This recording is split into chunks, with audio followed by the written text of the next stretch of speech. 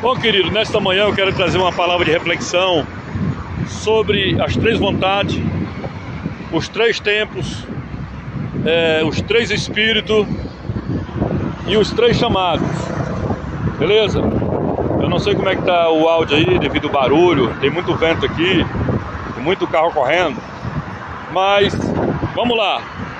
Vamos falar primeiramente sobre as três classes de pessoas que existem na Terra, baseado em Provérbios capítulo de número 11, versículo 31. Fala assim: se é com dificuldade que o justo se salva, aonde comparecerá o ímpio e o pecador? Segundo Pedro 4,18 fala assim: se o justo é punido na terra, quanto mais o ímpio e o pecador, né? Então existem as três classes de pessoas: pecador, justo e ímpio. Quem é o pecador? A Bíblia diz lá em João capítulo de número 9, versículo 31, que Deus não ouve pecador, mas aquele que faz a sua vontade, esse ele ouve. Está escrito em Isaías capítulo 59, 1 e 2. O Senhor fala assim: eis que a minha mão não está encolhida para que não possa salvar, e nem meus ouvidos tapados ou gravados para que não possa ouvir. Mas as vossas iniquidades faz divisão entre vós e o vosso Deus, para que não vos ouçam. Então o homem no pecado está separado de Deus, ele está morto espiritualmente, tá certo? Então, vou falar primeiramente do pecador. Quem é um pecador? Aquele que bebe, fuma, joga, adultera, mente, rouba. Ele peca para dormir e acorda para pecar. Ele vive na prática do pecado. Porém, o pecador, ele vai à igreja, ele é amigo do pastor, ele é amigo do crente, ele tem consciência que está errado, entendeu? Então, é isso aí. E quem é o ímpio? A Bíblia diz no Salmo 9 e 17 que os ímpios serão lançados no inferno e todas as nações que se querem de Deus. O ímpio é aquela pessoa que não quer saber de Deus. Ele não gosta de ouvir o evangelho, ele não vai na igreja, ele não gosta do crente, pastor, principalmente. Então, o ímpio é uma pessoa que persegue a igreja. Ele não dá uma oportunidade para o crente. Ele tem fé em Deus, ele crê em Deus, mas ele não quer nada com Deus. Então, a Bíblia diz lá em Ezequiel 18 que Deus não tem prazer na morte do ímpio. Se ele não se converter, infelizmente, é como diz Salmo 9,17, serão lançados no inferno. Então, se você tem um ímpio na tua família, teu pai, tua mãe, o irmão, ore muito por ele, ore muito mesmo, para Deus quebrantar o coração dele. Pastor, e quem é o justo? A Bíblia diz lá em 1 Pedro, o Senhor fala assim, em Mateus capítulo 5, 48: sede vós, pois, perfeito, como é perfeito o vosso Pai que está no céu. Então, nós devemos buscar a perfeição de Deus. É claro que nós somos seres humanos, somos falhos, mas fomos justificados por Cristo. Quem é o justo, então? É um pecador arrependido. O cara bebia, fumava, jogava, adulterava, mentia, fazia tudo errado, mas um dia ele se arrependeu. Ele renunciou o caminho largo e entrou pelo caminho estreito, como está escrito em Mateus 7,13, quando Jesus disse: entrai pela porta estreita, porque larga a porta e espaçoso é o caminho que conduz à perdição, e muitos são os que entram por ela. Mas estreita é a porta, apertado é o caminho que conduz para a vida eterna, e são poucos que encontram. Então, diante do ser humano existem dois caminhos: o caminho estreito e o caminho largo, o caminho da vida e o caminho da morte. Jesus disse: eu sou o caminho, a verdade e a vida, ninguém vem ao Pai senão por mim, disse Jesus. O caminho da luz e o caminho das trevas. Jesus disse: eu sou a luz do mundo, quem me segue não andará em treva. Então, existe o caminho que leva ao céu e o caminho que leva ao inferno. E o homem tem um livre-arbítrio de decidir se ele quer ir para o céu ou para o inferno, se ele quer a vida ou morte, se ele quer andar no caminho estreito ou no largo, se ele quer andar na luz ou nas trevas. O homem tem um livre-arbítrio de decidir se quer servir a Deus ou o diabo. Então, escute, amigo, irmãos, em qual classe de pessoa você pertence agora? Pecador, justo ou ímpio? Pecador vive na prática do pecado, o ímpio não quer nada com Deus, e o justo é um pecador arrependido. Não importa o que você fez, se você se arrependeu e agora anda nos caminhos do Senhor, é uma nova criatura, está incluída em 2 Coríntios 5,17, assim que, se alguém está em Cristo, nova criatura é. As coisas velhas já passaram, e eis que tudo se fez novo. Ok? Vamos lá para as três vontades. Existe, amado, a vontade de Deus. Jesus nos ensinou isso em Mateus capítulo 6, versículo 9. Senhor, que seja feita a tua vontade, assim na terra como no céu. Então, existe a vontade de Deus, existe a vontade de Satanás e existe a tua vontade, a minha vontade, tá certo? Então, qual é a vontade do inimigo? A Bíblia diz lá em João 10:10 que ele não veio senão para matar, roubar e destruir. Mas Jesus disse: eu vim para que tenha vida e tenha com abundância. Então, a missão dele é matar, roubar e destruir. Ele mata sonho, ele destrói a mocidade, ele rouba a paz, rouba a saúde, rouba a alegria, rouba os sonhos. Enfim, então você tem o direito de decidir se quer seguir a Cristo para ser liberto, realizar os teus sonhos, ou renunciar a tudo, entregar na mão do inimigo. Então o ladrão está aí, viu? Então o que acontece? A vontade do diabo é destruir a tua vida, acabar com o teu sonho, com tudo. Mas a vontade de Deus é que você prospere, que você seja cabeça, que você seja líder, que você seja luz, que você seja próspero. Jesus disse: eu vim para que tenha vida e tenha com abundância. E a tua vontade? A tua vontade fica entre a vontade de Deus e a vontade do diabo. Eu que te pergunto, qual é a tua vontade? O que é que você sonha? Né? Qual é o teu propósito? Qual é o teu objetivo? Qual a tua meta? Aonde você está hoje? No lado social? Classe baixa, classe média ou classe alta? Ah, pastor, eu pertenço à classe baixa, eu não tenho uma casa para morar, não tenho emprego, não tenho um transporte para me andar. Mas se você sonhar, determinar correr, Senhor, eu quero ir pelo menos para a classe média. Deus vai te dar, Ele vai te conceder. Chegou na classe média, fica melhor para você ajudar quem está embaixo. Ah, Senhor, eu quero ir para a classe alta. Vai, continua sonhando. Por quê?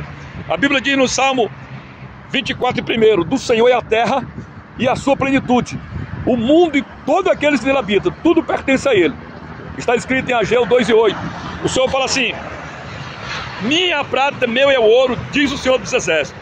Então tudo pertence a Deus. E nós somos filhos de Deus. Ele é o rei do universo. E quem é filho de rei é príncipe ou princesa. E aí, você é filho de Deus? É filho do rei? Então tome posse.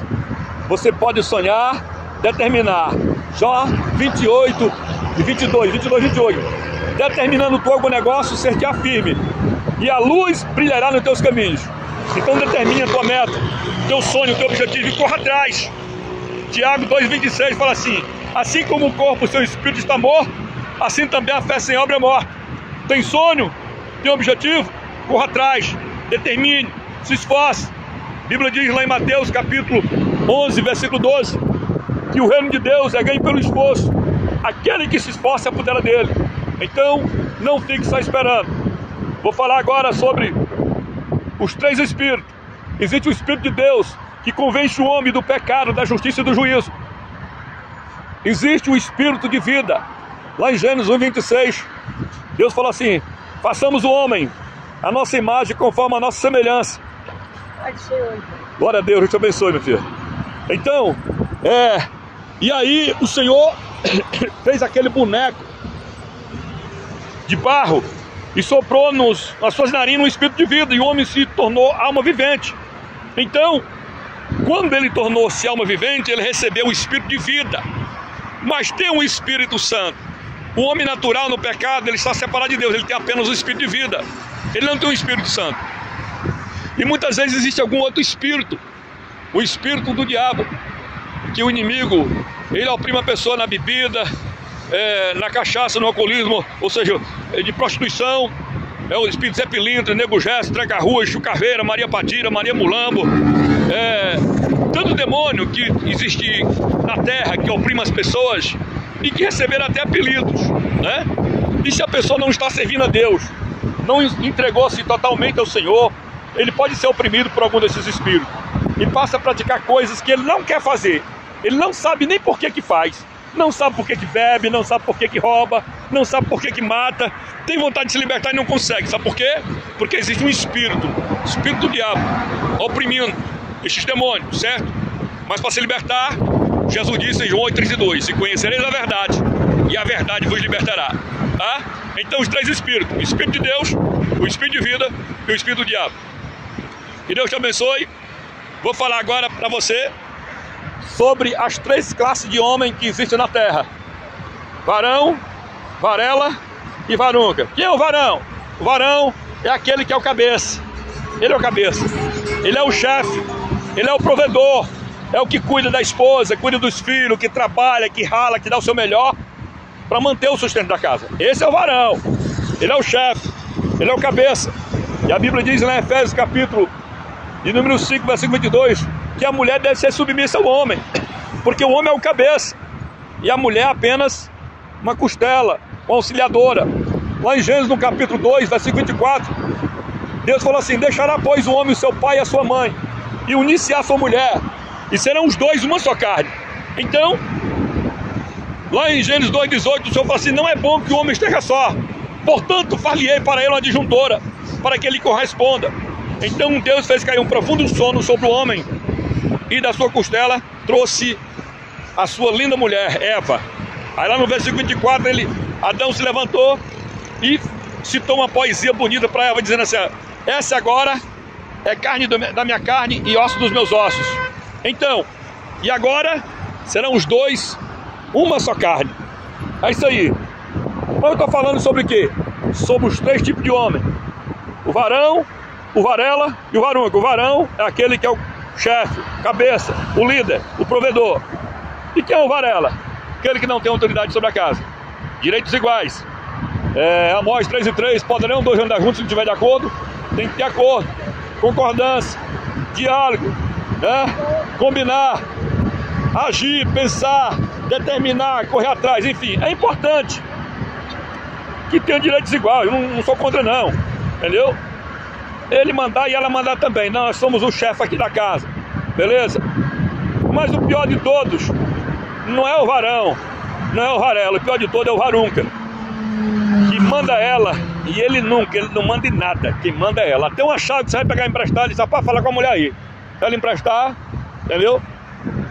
Rapaz, vamos comigo aqui lá na caçada, uma pescaria comigo. Rapaz, vou falar com a mulher. Se ela deixar, não tem autonomia, não tem autoridade, não é cabeça.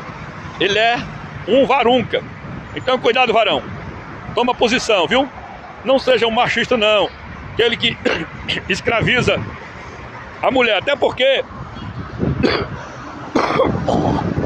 perdão, Deus não criou a mulher da cabeça para ela não dominar o homem, mas também Deus não fez dos pés para a mulher não ser pisada pelo homem. Deus não criou a mulher da parte das costas para a mulher não ficar para trás, mas também não criou da frente para a mulher não passar na frente do homem. E Deus criou a mulher da onde? Tirou da onde? Da costela, para estar ao lado como auxiliadora, tá certo? Então, mulher, seja uma auxiliadora do teu esposo, esteja ao lado dele, ajudando, de acordo. Não passe na frente, não grite com ele, não envergonhe ele, não, seja humilde, seja serva. A Bíblia diz lá em 1 Pedro capítulo 3 que Sara era tão humilde que ela chamava Abraão de meu senhor, entendeu? Ela era serva, ela reconhecia que Abraão era o cabeça, era o chefe, que era ele, foi ele que recebeu a promessa e não ela. Através dele, ela foi abençoada, beleza? Quer ser abençoada, mulher? Fique debaixo da nuvem, fique debaixo da promessa, amém? Vamos falar agora sobre os três tipos de pastor. Para fechar aqui, tem um pastor que tem a chamada de Deus, né? Deus chamou ele, capacitou, batizou com o Espírito Santo, deu ele sabedoria, coragem, ousadia, poder, e colocou ele agora para cuidar do rebanho. Esse foi chamado por Deus. Aí ele vai, tendo dinheiro ou não, tendo luxo ou não, tendo casa grande ou não, a igreja sendo grande ou não, pode ser pequena, pode estar começando, mas ele vai porque ele tem chamada, ele tem amor, ele tem fé, ele tem convicção, ele sabe que o Deus que colocou numa igreja pequena, um dia vai colocar numa grande, vai dar crescimento. E o segundo? O segundo é aquele que foi chamado pelo homem, capacitado pelo homem, consagrado pelo homem, enviado pelo homem. Não sou contra o ministério, escolher o obreiro, preparar ele, estruturar e enviar para o campo. O ministério também é de Deus, entendeu? O obreiro só tem que obedecer quando é enviado pela uma convenção, pelo ministério ou pelo um pastor presidente. Você foi discipulado, foi ensinado, foi estruturado, preparado e enviado, que aí, diga-me aqui e obedeça, e vai dar certo, amém? E fique no tempo de Deus, debaixo da graça. A diferença do chamado por Deus e enviado pelo homem é porque, se você não tiver isso, pelo menos um salário mínimo, você e a sua esposa, e não tiver uma renda boa, e não tiver uma vida digna, você não vai ficar. Cortou o salário, corta a fé. Cortou o salário, corta a evangelização, corta a subida de monte, corta a campanha, corta tudo. Porque você tem que ter convicção do teu chamado. Se você tiver, pode cortar salário, pode cortar água, pode cortar energia, corta tudo, mas você não corta o amor que você tem pelas almas. Continua orando, evangelizando, subindo monte, esperando, tá certo? Agora o terceiro é o pior que tem. E é aquele que não espera nem por Deus e nem pelo pastor, nem pelo presidente para escolher ele, preparar, ungir, consagrar, enviar. Ele mesmo se autoconsagra. Eu sou pastor e pronto. Ele não quer seguir uma hierarquia de cooperador, auxiliar, diácono, presbítero, evangelista. Ele não quer ir passo a passo. Ele quer amadurecer no carbureto, né? Entendeu? Você sabe que aquela fruta, a banana que é madura no carbureto, nem sabor ela não tem. Assim tem muitos por aí, né? Pastor miojo. Hoje ele é diácono, amanhã ele é pastor. Se precipita, avança na frente. Ah, eu vou ser, eu posso e tal. Aí ele vai, porque ele vê alguém fazendo, acho que vai fazer também. Rapaz, é o seguinte, eu vou trabalhar, vou ver isso aqui, Deus vai dar crescimento e tal. Só que quando chega na hora da aprovação, da tentação, da perseguição, ele cai fora. Abandona a igreja, fecha, deixa o povo, acabou o dinheiro, porque ele não tinha chamado, não tinha fé, não tinha estrutura, não tinha raiz, decepciona, envergonha o evangelho, cai, escandaliza, se separa da esposa, enfim. Então, mano, cuidado, nós somos seres humanos, nós somos imperfeitos, precisamos da graça e da misericórdia do Senhor. Eu não sou melhor do que você, não, eu sou de carne e osso, né? Mas eu tenho convicção do meu chamado. E aí, você tem? Se não tem, espera o tempo de Deus.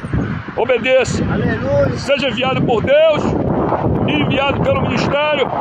Mas não vá só não. Não te precipite. A não ser que você tenha convicção, tenha autoridade do teu chamado. Amém? Que Deus te abençoe. Fica aí o meu abraço. Pastor Edivaldo Costa aqui de Valparaíso, Goiás, divisa de Brasília DF. Não sei bem o dia de hoje.